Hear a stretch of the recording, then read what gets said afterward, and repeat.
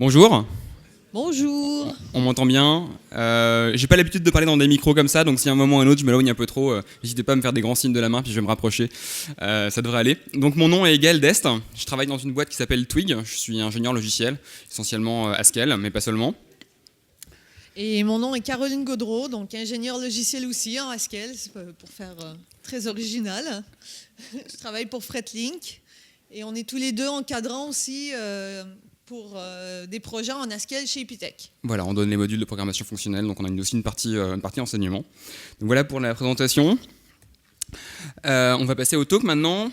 Donc en tant qu'ingénieur logiciel, notre mission première, c'est d'essayer de gérer la complexité de notre logiciel et d'essayer de la garder la plus petite possible. Pourquoi ? Puisque en tant qu'humain, on a une attention assez limitée, on a un épan d'attention assez court aussi, et raisonner sur du logiciel complexe, c'est quelque chose de difficile. C'est quelque chose qui ne nous permet pas d'évoluer facilement le logiciel, de corriger les bugs avec aisance. Et donc une de nos fonctions, c'est de gérer cette complexité, d'essayer de la réduire. Et comment on essaie de faire ça ? On essaie d'avoir une bonne architecture logicielle, un bon design. Ce qui, bien entendu, pour ceux ici qui ont déjà fait des logiciels de plus de 20 lignes, tout le monde le sait, c'est assez compliqué. Alors à bas niveau, la problématique, c'est d'essayer d'exploiter les fonctionnalités de notre langage de programmation pour essayer de gérer cette complexité. Alors selon les langages, on va avoir des classes ou des interfaces, par exemple dans les langages objets.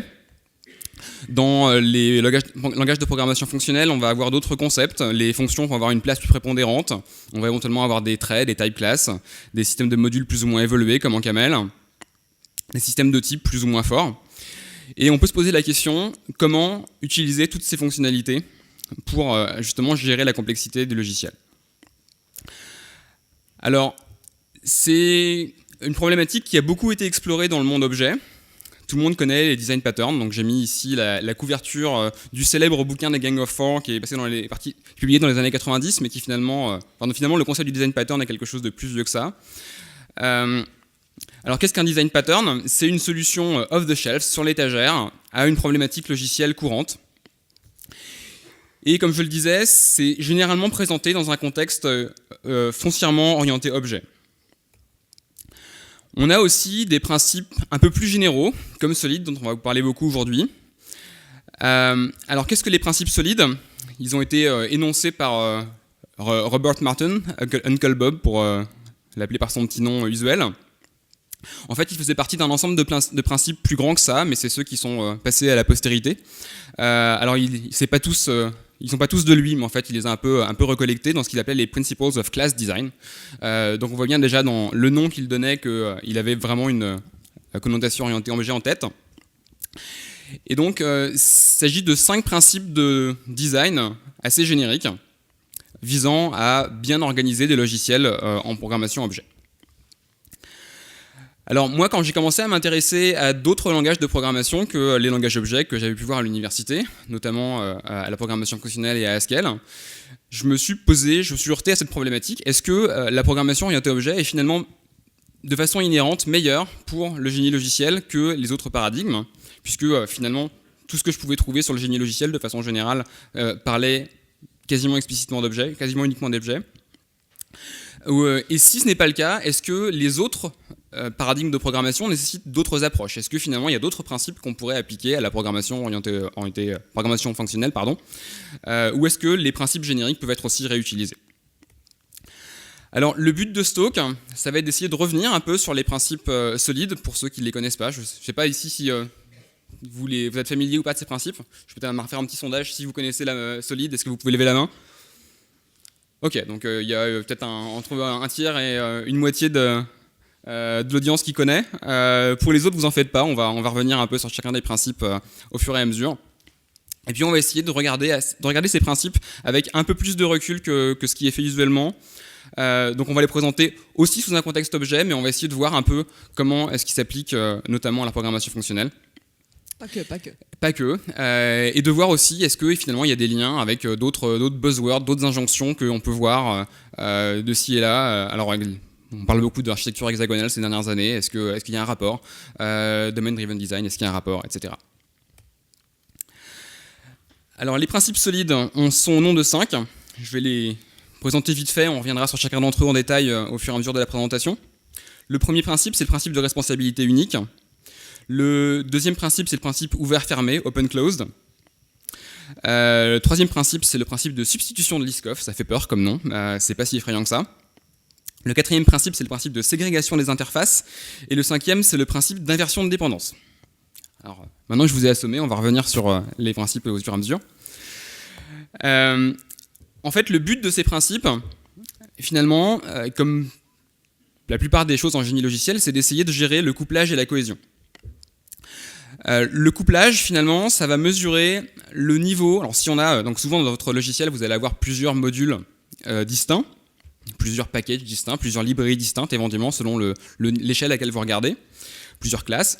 Et le couplage, c'est une mesure de à quel point vos éléments logiciels sont reliés les uns avec les autres. Si j'ai deux classes finalement qui n'existent pas l'une sans l'autre, qui passent leur temps à s'appeler mutuellement, je vais considérer qu'elles sont fortement couplées. La cohésion, à l'inverse, ça va être à quel point l'ensemble des éléments logiciels que je vais trouver dans une unité, dans une classe, dans un module, vont avoir un rapport entre eux.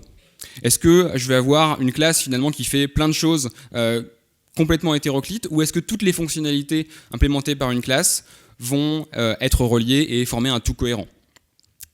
Donc on essaie de façon générale d'avoir des logiciels avec faible couplage et avec une forte cohésion. Pourquoi faible couplage? Puisque avoir un faible couplage, ça vous permet plus facilement de maintenir votre logiciel. Moins vous avez d'interrelations entre vos classes, entre vos modules, plus finalement il va être facile de faire des modifications et plus il va être facile aussi pour vous de comprendre les relations entre ces éléments logiciels. Quand on a du fort couplage, souvent on va se retrouver à être un peu dans un cul-de-sac, un gros plat de nouilles où on ne sait plus quoi faire de notre logiciel, quoi. Je ne sais pas si ça vous est déjà arrivé, mais moi ça m'est arrivé souvent qu'on s'est retrouvé un peu dans ce cul-de-sac-là. Ok, alors le premier principe solide, c'est le principe de responsabilité unique. La formulation d'Uncle Bob, c'est qu'une classe devrait avoir une et une seule raison de changer. Donc c'est une manière différente de voir les choses, mais clairement, en gros, si je n'ai pas à me toucher la fonctionnalité, je veux vraiment avoir une seule raison de modifier ma classe et une seule responsabilité portée par cette classe-là.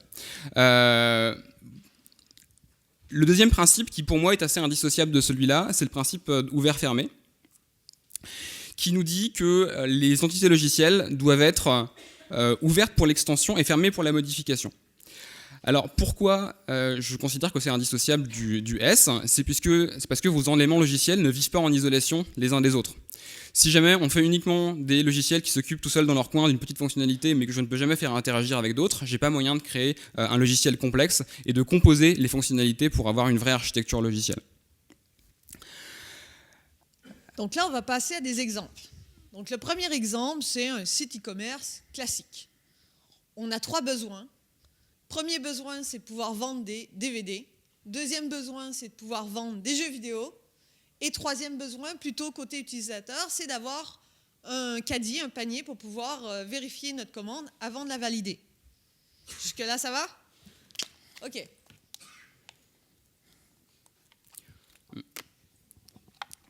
Excusez-moi. Donc, comment est-ce qu'on va faire ça? On va implémenter, si on fait du Java par exemple, une interface item, qui est vide pour l'instant, mais vous allez voir qu'elle va se remplir au fur et à mesure. Et puis, on va implémenter cette interface dans 2 classes distinctes, DVD et Video Game, avec un constructeur qui prend les attributs du DVD et du Video Game. Jusque-là, c'est simple.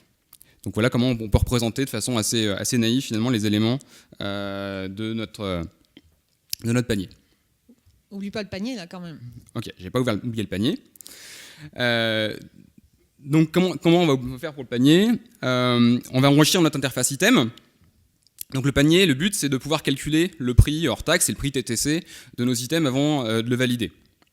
Donc on va ajouter une méthode getHTPrice, prix hors taxe dans l'interface item, qui va nous retourner le prix hors taxe de chacun des éléments. On va implémenter évidemment cette méthode dans nos classes DVD et Video Game. Et puis le panier peut simplement itérer sur la liste d'éléments pour calculer le prix hors taxe ou le prix TTC. Okay. Jusque-là tout va bien? Ouais. On met en prod, c'est bon? C'est bon, c'est bon. Good. on est confiant. Donc là, ça a tellement bien marché notre e-commerce qu'on s'est dit on va étendre notre public. On va vouloir ajouter la vente de livres. Gaël, c'est bon ? Ok, c'est pas de problème. Donc, il suffit d'implémenter l'interface item avec Book et puis c'est bon. Vas-y. On est parti. Let's go. Ok. Sauf que le livre, en fait, ça n'a pas la même taxe que le reste des éléments. Ça te pose problème ? Non, pas de souci. On va juste ajouter une nouvelle méthode à l'interface item dans laquelle on va retourner la taxe de chacun des éléments. Ok, très bien. On met en prod, c'est bon ? Bah oui, bien sûr. Ok, good. Oh merde. En fait, j'ai oublié que la taxe, ça dépendait de la région.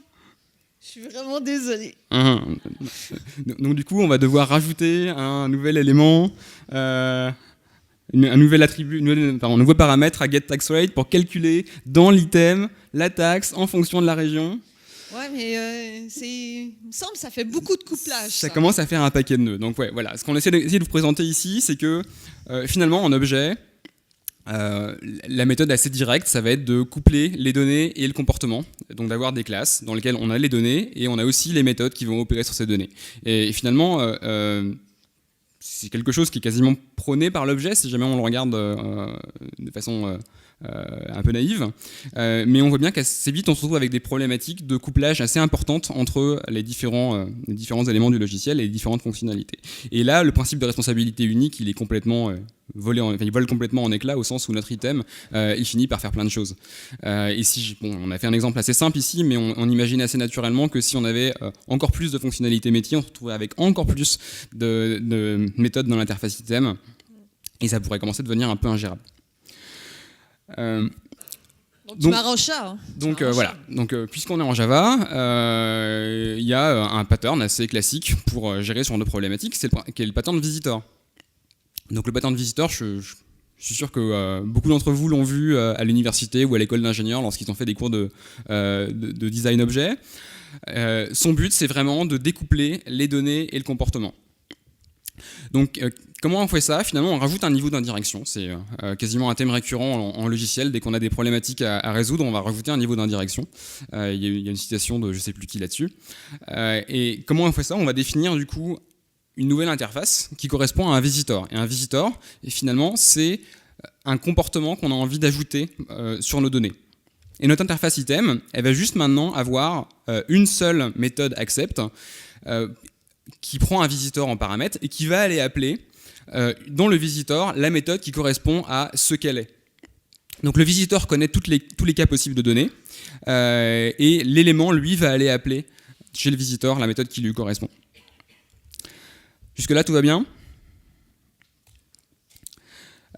Donc comment est-ce qu'on peut implémenter ça ? Du coup, pour notre panier, une fois qu'on a cette architecture-là, on peut simplement faire une classe TTC Price Visitor qui va implémenter du coup le visitor et puis qui va aller calculer l'élément, la taxe, pardon.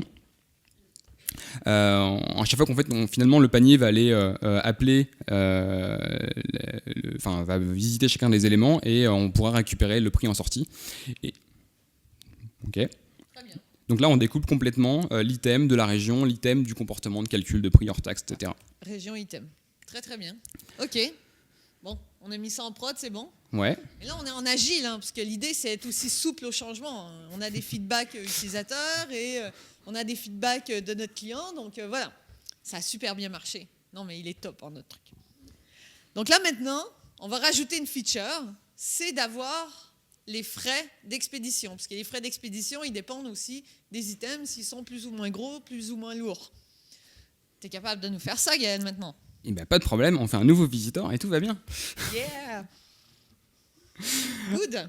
Alors voilà, là pour l'instant on vous a parlé de Java, et donc comme je le disais, finalement en objet assez naturellement les données et le comportement vont être couplés, mais dans d'autres paradigmes de programmation, on va avoir souvent des types de données qui sont vides, qui sont dénués de comportement, avec des types assez expressifs, j'ai un exemple ici en Haskell où on peut donner des types sum, c'est-à-dire en gros, on va pouvoir dire directement qu'un item c'est soit un DVD, soit un vidéogame, soit un bouquin. On va pouvoir dire qu'une région c'est la France, la Corse, la Guadeloupe, etc. Donc faire une sorte d'énumération un peu plus riche. C'est comme une énumération finalement, mais que vous pouvez paramétrer par les données. Et une fois qu'on a ça, plutôt que d'avoir finalement la pirouette du visiteur qui est assez compliquée à comprendre la première fois qu'on la voit, on peut directement pattern matcher sur les données pour implémenter notre comportement. Et on n'a pas besoin de faire ces acrobaties-là. Autre chose que je voulais dire, c'est que le visiteur, finalement, ça a du sens en Java puisque ça nous permet d'avoir quelque chose qui est type safe. On sait, si on implémente correctement notre visiteur sans faire de instance of et de cast dynamique, que ça ne plantera pas à l'exécution. Si jamais vous êtes dans un langage dynamique comme du Python ou autre, vous vous embêtez pas à faire des architectures compliquées comme des visiteurs, puisque de toute façon, cette safety-là, vous ne l'aurez pas. Faire des casts ou plutôt de la réflexion pour regarder l'instance dans le classe dans lequel vous êtes, c'est tout à fait OK, vous irez plus loin que ça. En tout cas, c'est bien de séparer les données des comportements, hein, même si on n'a pas un langage statiquement typé. Voilà, ça diminue le couplage et puis ça rend le logiciel plus facile à évoluer. Voilà, très bien. Donc une autre implémentation finalement assez pervasive du principe d'open closed, c'est la classe iterable pour ceux qui font du Java encore. Donc iterable, ça exprime simplement le fait que je peux itérer sur une collection d'éléments sans savoir ce que c'est. Et c'est une autre application de ce principe au sens où la personne qui a implémenté l'interface iterable pour une structure de données, elle vous donne la possibilité de parcourir ces éléments sans savoir comment vous allez la parcourir. Donc elle vous donne finalement un port d'extension. Et vous n'avez pas besoin de modifier, je sais pas, la liste chaînée dans le librairie standard de Java pour pouvoir itérer chacun des éléments. Donc ça paraît assez simple comme ça, mais finalement c'est une autre application de ce principe-là. Donc non seulement la structure de données ne sait pas comment elle va être parcourue, mais moi aussi, si je veux, je peux écrire du code qui ne saura pas exactement la structure concrète sur laquelle il va travailler. Donc ça me donne aussi un autre niveau de découplage d'avoir des interfaces définies comme ça. Donc là, en gros, en fait, on lui passe la fonction qu'on veut faire lors de l'itération. C'est ça en fait l'open close. Voilà, donc depuis Java 8, vous pouvez carrément passer un lambda finalement, puisque j'ai oublié le nom précis, mais c'est une interface fonctionnelle, il me semble-t-il. Et dans les langages de programmation fonctionnelle, passer une fonction en paramètres, c'est une méthode extrêmement courante pour implémenter le principe open close. Donc les lambdas, on voit plus clairement en fait qu'on passe vraiment une fonction d'entrée. Voilà. On va passer au troisième principe, qui est le principe de substitution de Liskov. Qui est une femme. Qui est non seulement une femme, et qui est prix Turing, donc c'est la plus haute distinction en informatique. Donc elle a été récompensée en 2008 pour l'ensemble de son œuvre, notamment sur ce principe-là, et aussi sur son travaux sur les types abstraits, qui sont quand même assez liés. Il me semble qu'elle a aussi fait des choses sur les systèmes distribués, mais je vais peut-être dire des bêtises. Donc la formulation version Uncle Bob du principe de substitution de Liskov, c'est que les classes dérivées devraient être substituables aux classes de base. Donc déjà, ça a été formulé à une époque où on ne faisait pas forcément beaucoup d'interfaces, où il y avait encore beaucoup d'héritage dans le monde objet. Voilà, d'où le fait qu'on parle de classes dérivées et pas forcément de sous-classes, de sous-types. La formulation de Liskov est un peu plus générique et parle vraiment de sous-types. Elle vous dit que si une propriété est vraie pour les éléments d'un type T, elle devrait être aussi vraie pour tous les éléments d'un sous-type S de T. Alors, ça paraît un peu compliqué comme ça, mais finalement, l'esprit de ça, c'est que quand vous avez une interface, vous avez aussi un contrat d'interface qui est associé, et que finalement, le contrat d'interface, c'est plus que la somme des méthodes que vous allez pouvoir trouver dans la déclaration de l'interface. Vous allez aussi devoir respecter le contrat si vous voulez que le logiciel continue à fonctionner correctement, si jamais quelqu'un d'autre utilise votre classe. Un exemple qu'on peut donner à ça, c'est par exemple... Si on a une interface où on a un setter et un getter, on va s'attendre à, si on set la variable, que quand on get la variable, ce soit la même qu'on récupère, quoi. Ça paraît assez naïf comme ça, mais finalement, il faut le dire. Pour iterable, encore une fois, le contrat d'interface, c'est que chacun des éléments va être visité une seule fois par la fonction que je vais passer en paramètre. Ça peut paraître bête, mais si jamais j'implémente iterable et que je décide d'utiliser la fonction pour visiter chacun des éléments 3 fois, ou pas du tout, la personne qui va utiliser ma collection risque d'avoir des surprises, et on pourra tout à fait la comprendre. Un autre exemple, encore une fois, pour une collection. Donc la collection en Java, vous avez deux méthodes, add et contain. Add vous permet d'ajouter un élément, contain vous permet de tester la présence d'un élément dans la collection. Si jamais j'ajoute un élément, je m'attends assez logiquement à ce que l'élément soit présent dans la collection. Donc ça paraît bête, mais c'est important de dénoncer le plus clairement possible ces contrats-là et de bien comprendre qu'ils existent. Et en fait, dans les langages de programmation fonctionnelle, notamment Haskell, alors je vous parle beaucoup de Haskell parce que c'est un peu mon dada. Moi aussi. Oui, tout à fait. C'est le concept de loi est quelque chose qu'on manipule beaucoup plus explicitement et qu'on exprime beaucoup plus explicitement. Donc on a un concept qui s'appelle les type classes en Haskell, que vous pouvez voir de très loin comme des interfaces, même si en réalité c'est beaucoup plus que ça.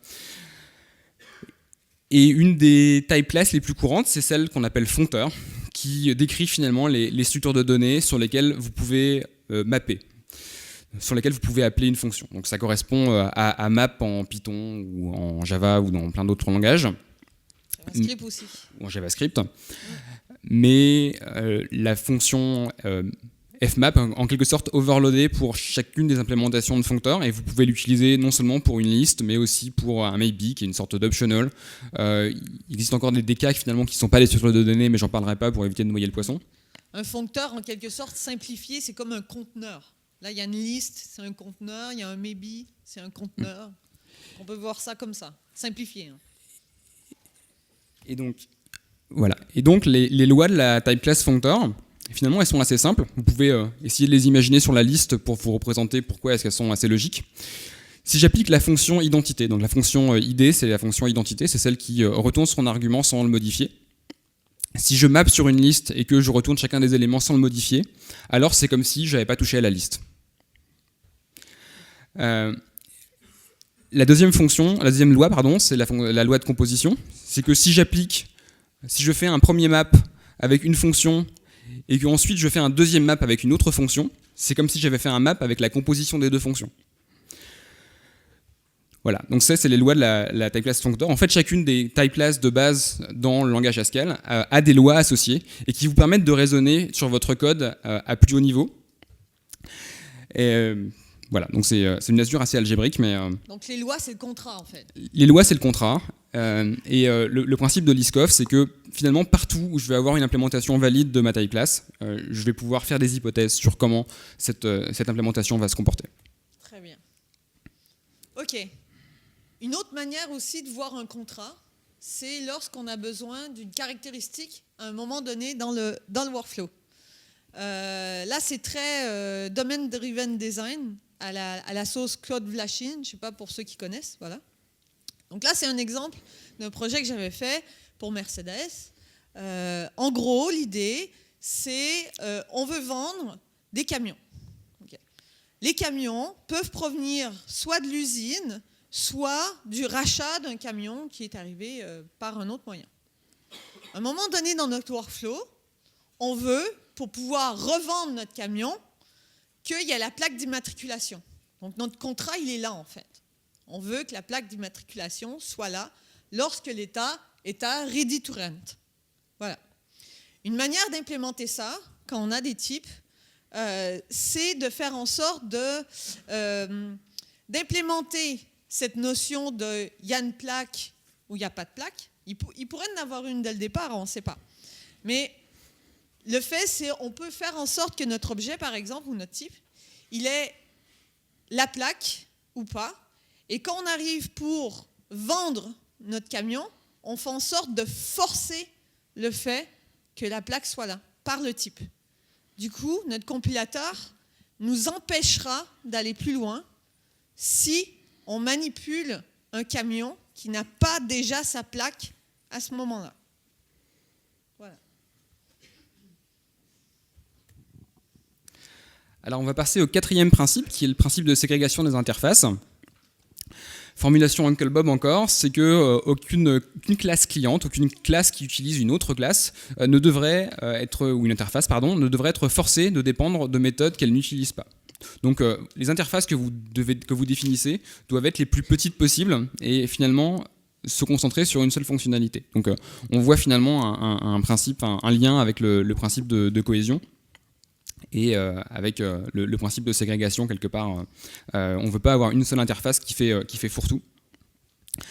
Alors, pardon. L'idée, c'est de découpler vos clients, plutôt que d'avoir une seule interface qui va tout faire. Vous allez en avoir plein de petites et vous allez avoir naturellement plus de découplage dans votre code. Ça va vous empêcher aussi d'aller dépendre finalement effectivement de méthodes que vous n'auriez pas forcément utilisées au départ. Puisque si je vous donne une grosse interface, même si au début vous avez prévu d'en utiliser qu'une seule, il y a de fortes chances qu'au cours de l'évolution de votre logiciel, vous finissiez par utiliser la moitié des méthodes de la classe et que vos deux classes deviennent extrêmement couplées les unes avec les autres. Ça vous permet d'augmenter la réutilisabilité de vos interfaces aussi, puisque si vous avez une interface qui est trop grosse, vous risquez de ne pas pouvoir l'implémenter dans tous les cas, donc soit on va éviter de se passer d'une interface et on va appeler directement une classe qui va rendre notre code un peu moins maintenable, soit on va implémenter partiellement cette interface là et on va faire du code fragile, etc. On a essayé de regarder le principe sous un angle un petit peu différent ici et de se rendre compte que ce principe là il s'applique aussi aux données, au sens où si jamais je passe des données en paramètres, j'ai aussi envie de me préoccuper uniquement des sous-ensembles des données qui m'intéressent dans mon contexte d'utilisation. Donc pour moi, en fait, on va le regarder au niveau des fonctions. Il y a deux manières de voir les choses. Il y a la granularité. Okay. Donc la granularité, en fait, ça va être plus est-ce que je passe les paramètres dont je n'ai pas besoin parce que par fainéantise ou parce que voilà, quoi, je le passe là. Ou bien la cardinalité, c'est est-ce que je mens à ma fonction en passant quelque chose de beaucoup plus large que ce que mon domaine demande. On va voir ça en détail. Next. OK. Donc, premier exemple, on va regarder la cardinalité. Donc, on va faire un exemple où on veut afficher des icônes, voilà, en fonction d'un texte qu'on a. Donc là, c'est assez simple. Error, notice, warning. Très bien. Donc, on va vouloir avoir une fonction qui prend le texte en entrée et qui nous renvoie l'icône. D'accord ? Qui vous renvoie une classe CSS. Ouais, exactement. Donc là, si je passe un string en entrée, mon problème, c'est que j'ai l'univers entier passé en entrée. Je peux mettre nul, je peux mettre des caractères chinois, je peux mettre poète, ce qu'on veut en fait. Mais dans mon domaine, il n'y avait que 3 choses, vous vous souvenez? Donc là, en fait, en gros, la cardinalité n'est pas bonne. Et en plus, je mens la fonction, quoi. Donc, une bonne manière de faire, et là, c'est un exemple en TypeScript, c'est d'avoir un type qui définit que ce dont le domaine a besoin. Donc, les 3 éléments. Et du coup, je passe ces éléments-là en entrée de ma fonction et j'ai réduit ma cardinalité de l'infini à 3. Donc là, on est bon. Donc là, on ne passe pas l'univers en entier. Et en plus, niveau DDD, c'est beaucoup plus clair pour le programmeur qui reviendra sur la fonction parce qu'on dit clairement ce à quoi on s'attend. Voilà. Donc, une manière de faire aussi dans un langage moins typé, c'est en JavaScript, on peut faire comme une énumération, voilà, comme la première ligne, et après vérifier que notre élément est bien présent dans notre énumération. Donc l'idée ici, c'est d'avoir une erreur au runtime plutôt qu'une erreur à la compilation, mais ça évite de faire n'importe quoi et de se chercher le bug pendant 3 jours. Au moins, ça a le mérite d'être clair aussi au niveau du code. C'est déjà ça. C'est bon pour la cardinalité ? On passe au prochain. Petit slide de conclusion, enfin de summary. Ouais, exactement. Donc, dans le premier cas, on pouvait avoir plein d'erreurs parce qu'on pouvait passer n'importe quoi. Et dans le deuxième cas, les types donnent la safety, le code est clair et c'est plus facile à comprendre, quoi. C'est plus facile à comprendre, le domaine est clair et on est sûr de ne pas faire d'erreur. Donc la morale ici, c'est de ne pas hésiter à se départir des types primitifs de votre langage, de définir des types un peu custom, des énumérations, des types sub si jamais votre langage vous en fournit, pour finalement avoir une interface plus claire au niveau de vos fonctions. Donc en fait, on va coder plus vite parce que c'est plus clair et en plus, on va soit gagner de l'argent nous-mêmes, soit faire gagner de l'argent à notre client. C'est bien parce qu'après, on peut mettre plus de fonctionnalités qui va faire que notre produit est encore meilleur. OK. Donc, granularité. Donc ça, c'est un exemple d'un projet que j'ai fait pour Orange. Donc en gros, là, on veut présenter des films. Et à un moment donné, notre client nous a dit, OK, on veut mettre un système de discount sur les films. Cool. En gros, il y avait, le film avait ses discounts possibles et l'utilisateur avait les discounts auxquels il avait droit et il fallait faire un match entre les deux pour avoir la promotion. Du coup, ce qu'on a fait, c'est qu'on a fait une fonction qui prenait le film en entrée, on allait chercher le petit discount qu'on avait besoin, on faisait le match et on appliquait le prix promotionné comme ça. Le problème, c'est que on a passé le film au complet alors que j'avais juste besoin de la liste des discounts auxquels il avait droit. Donc déjà, je vais être obligé de moquer mon film pour pouvoir faire mes tests. Et en plus, je mens un peu à la fonction, parce qu'à la fonction, elle n'a pas besoin du film, elle a juste besoin de la liste. Voilà. Donc ça a posé problème parce que notre client, après, il a voulu rajouter des séries. Voilà. Mm-hmm. Et du coup, il a fallu appliquer les discounts sur les séries. Sauf que, ouais, mais là, on a passé le movie en entrée. C'est embêtant. On avait fait plein de tests métiers et tout, là, c'était tout beau. Donc, faut tout réécrire. Tout réécrire. Donc, faut tout réécrire. Faut tout réécrire parce que voilà. En fait, on a passé le movie en entrée. On a besoin juste de la petite fonction qui calcule les discounts. Donc là, en fait, on était foutus. On a tout réécrit, les tests, la fonction, tout. Et on n'est pas content. Gaël, tu vas pouvoir nous aider, je pense. Hein. Bah oui. je suis toujours là pour sauver. Il sauve toujours. Hein. Alors, on fait quoi avec ça ? Et du coup, on va faire une petite fonction qui travaille uniquement sur la liste des discounts et on va appeler cette fonction-là dans chacun des cas, finalement, pour la série, pour le film. Voilà. Donc, on a des petites fonctions wrapper qui permet d'aller chercher juste ce dont on a besoin. Et il y a une fonction vraiment atomique derrière qui fait vraiment ce dont on a besoin. Et je voudrais rajouter quelque chose là-dessus. L'idée, c'est pas de faire une fonction générique, hein, avec plein de paramètres et tout, puis c'est une usine à gaz, puis plus personne comprend ce qu'on fait. L'idée, vraiment, c'est de faire juste ce dont on a besoin. Et on réutilise ça. Et du coup, nos tests sont réutilisables. Parce que là, ce n'était pas le cas avant. Let's go. Alors, dans d'autres langages, on a finalement d'autres manières que d'écrire des fonctions wrapper qui permettent de se concentrer sur la partie des données qui nous intéressent. J'ai mis ici un exemple vraiment minimal en PureScript. Donc PureScript est un langage qui nous donne du typage structurel où on va pouvoir exprimer le fait que notre fonction va prendre en entrée un record, une structure qui comporte un champ de ce type-là et qui ne se préoccupe absolument pas du reste. Donc ici, je vais pouvoir utiliser la même fonction à la fois sur les séries ou sur les movies. Et cette fonction-là va uniquement regarder l'argument finalement qu'on a déclaré. Donc elle est réutilisable. On sait qu'on ne va pas utiliser par erreur d'autres champs de la structure. Et l'interface est directement claire sur ce dont la fonction a besoin. Donc on peut gagner un petit peu de verbosité ici en faisant ça comme ça. Mais là, tu nous as sauvés tout à l'heure. Ben oui, mais je suis toujours là pour vous sauver. Alors, est-ce qu'on a d'autres choses à rajouter ? Je pense que mon client, il voulait d'autres choses. Il voulait d'autres choses, ton client ? Bah oui. Il nous embête. Tant qu'à y être, on a des packs de movies. Donc, on va appliquer les discounts sur les packs. Donc, pas de problème. On va utiliser notre petite fonction et puis voilà. On a gagné.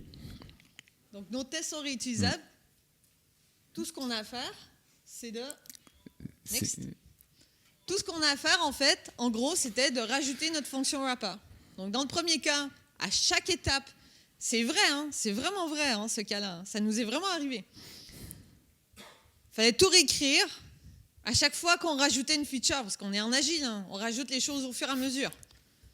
Dans le deuxième cas, notre fonction métier est atomique et n'a pas été touchée. Les tests sont restés intouchés aussi. Et du coup, il y a juste eu à rajouter les fonctions wrapper pour rajouter les fonctionnalités. C'est bien. On a gagné de l'argent et on a gagné du temps. Marvelous. Alors, on va passer au dernier principe, qui est le principe d'inversion de dépendance. On se retrouve souvent à faire des logiciels, finalement, où on va avoir des couches plus ou moins hautes et plus ou moins basses. Donc, avoir une couche haute qui va se traiter de la problématique business, et puis finalement, on va avoir des couches utilitaires en dessous, peut-être des choses qui vont écrire sur le système de fichiers, qui vont envoyer des données sur le réseau et autres. Et assez naturellement, on va séparer ça en deux couches de classes ou de modules ou de fonctions ou ce que vous voulez, avec une partie haute, une partie basse, et la partie haute va directement appeler la partie basse. Le problème, c'est que du coup, la partie haute est fortement couplée avec la partie basse. Donc le principe d'inversion de dépendance, c'est de mettre une interface entre les deux. Et plutôt que de dépendre directement sur une implémentation concrète de nos couches basses, on va plutôt essayer de mettre une interface entre les deux qui va être implémentée par la couche basse et qui va être utilisée par la couche haute. Ce qui permet du coup d'avoir une couche haute qui ne sait absolument pas ce qu'il y a en dessous. Alors, concrètement, on passe de ça, avec directement une classe haute qui va référencer une classe basse, à ça, donc une classe host qui référence une interface qui est implémentée par une classe basse. Les deux ne se connaissent pas. Les deux ne se connaissent pas. Donc évidemment, déjà dans la première situation, la couche basse ne savait pas par qui elle allait l'utiliser, mais la couche haute ne sait pas qui elle utilise. Et ça nous donne pas mal d'avantages. Ça nous donne la possibilité de swapper une implémentation pour une autre. Donc on peut réutiliser nos couches hautes finalement dans différents contextes si jamais on a envie de communiquer différemment, si on avait une implémentation qui utilise le réseau et qu'on a envie de passer d'un protocole bas niveau TCP à quelque chose qui fait des appels REST sur une API, peu importe, on peut swapper facilement l'implémentation. On a une interface qui est plus claire et qui exprime plus visuellement pour le programmeur aussi les frontières d'abstraction de la zone logicielle, puisque finalement je vais avoir une interface qui me donne une liste de méthodes qui me dit clairement ce dont je vais avoir besoin, qui me définit en quelque sorte un petit DSL, un petit Domain Specific Language pour cette partie de l'application. Et puis je vais pouvoir aussi moquer facilement pour les tests, si jamais je n'ai pas envie de vraiment envoyer des emails pendant mes tests. Je suis dans le train, il n'y a jamais de réseau. Voilà, il n'y a pas de réseau, donc tu vas pouvoir lancer des tests, c'est magnifique. Yes. Donc là, je vous l'ai montré dans les petits diagrammes avec une approche interface et classe, typiquement objet. Mais en fait, finalement, cette notion d'interface, elle est plus vaste que juste la notion de programmation objet. Dès que vous définissez une interface, quelle que soit, que ce soit des fonctions, des méthodes et autres, vous pouvez essayer de vous en abstraire avec l'injection de dépendance.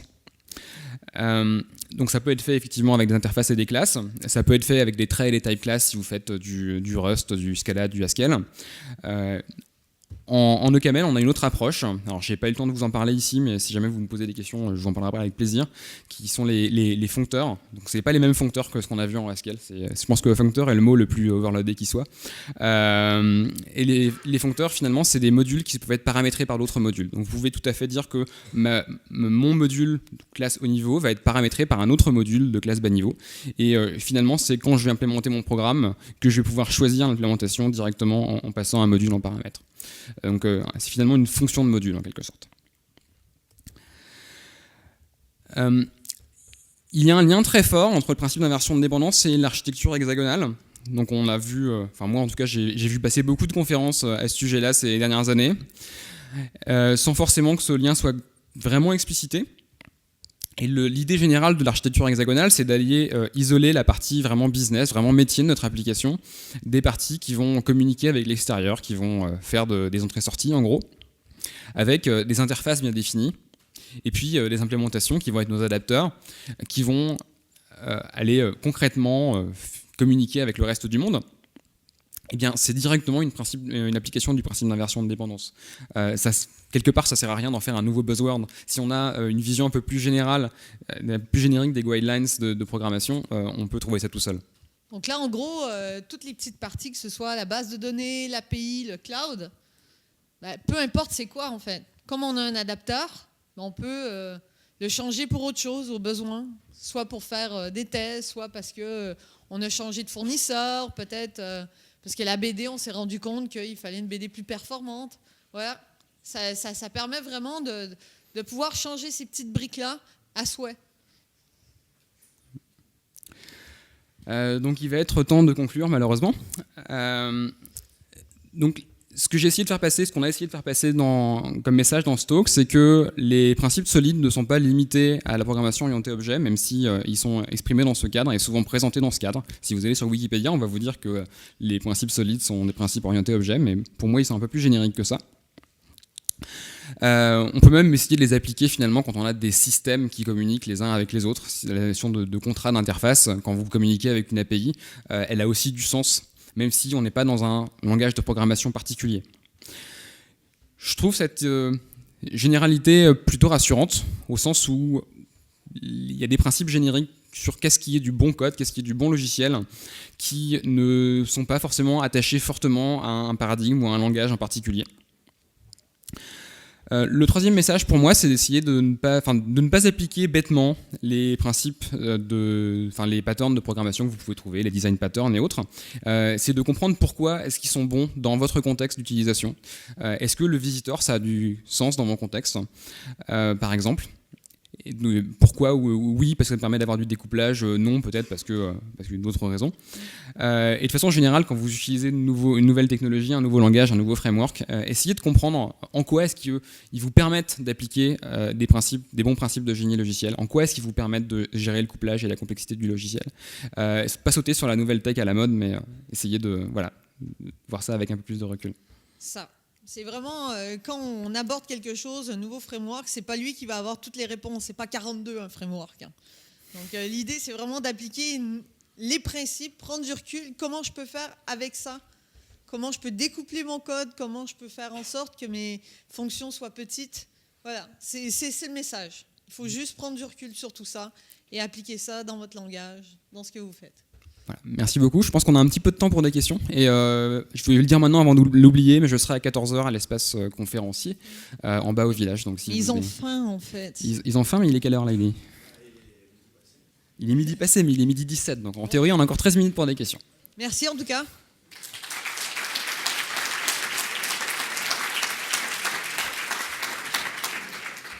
Est-ce qu'il y a des questions? Vas-y Philippe. Alors déjà merci, moi ça m'a rappelé certains trucs que des fois j'oublie de faire, donc c'était super. À un moment donné, Caroline t'a dit les functors sont des containers. Ouais, simple. T'as dit simple. Ouais. D'accord. Parce qu'une fois j'ai dit ça en août 2017, j'ai dit ça sur Twitter. Alors c'est pas vrai. Et il y a un gars un fonctionnaliste français qui porte des kilts qui. Je pense que je vois de qui tu parles. Voilà, m'a un peu pourri non, il m'a pas pourri ma journée, c'est méchant. C'est pas vrai du tout. Les fonctions aussi sont des functeurs. Voilà, non mais ils ont été plusieurs. Hein. Il y avait Xavier qui était dans la liste aussi. J'ai retrouvé l'historique et il m'expliquait que tous les functors ne sont pas des containers. Est-ce que tu peux m'éclairer là-dessus, s'il te plaît? Ouh là là. Déjà, j'ai pas dit que c'était forcément des containers. J'ai dit que c'était une manière simplifiée de voir les functors, c'était des containers. Voilà. Et tu veux que je t'explique les maths là? Pourquoi tous les functors ne sont pas des containers? Ou alors je peux donner un exemple si tu veux. Il y avait même une phrase que j'ai pas forcément compris à l'époque, je ne toujours pas. Functor, c'est pas un container, c'est juste map. Ah oui, c'est clair. Hein. Et moi, je sais pas. Donc, un exemple de functor qui n'est pas un container, c'est le type fonction. Tu considères les fonctions qui prennent un élément C en entrée et tu laisses varier le paramètre de sortie. Donc du coup, finalement le map, ça va être appliquer la fonction qu'on te passe en paramètre à la suite de cette fonction-là. Donc du coup, tu vas passer d'une fonction de C vers A à une fonction de C vers B si tu as une fonction de A vers B. Je sais pas si c'est clair, mais... Un peu plus que le Twitch sibyllin que j'avais eu à l'époque. Donc du coup, c'est un autre exemple de functeur. Ça respecte les lois. C'est pas forcément celui que tu vas avoir le plus. C'est peut-être pas le plus intuitif pour les gens qui sont pas habitués à faire du fonctionnel. Mais c'est un autre exemple. Merci. Xavier va être content, tu crois? Est-ce qu'il y a d'autres questions? Pas d'autres questions? Il faut un marteau là pour taper 1, 2, 3. 1, 2, 3. Bon, n'hésitez pas à venir nous voir après la conf ou à 14h. Je vous remercie de votre écoute. Et c'est difficile quand c'est le midi comme ça, je peux comprendre. Bon appétit. Bon app. Salut.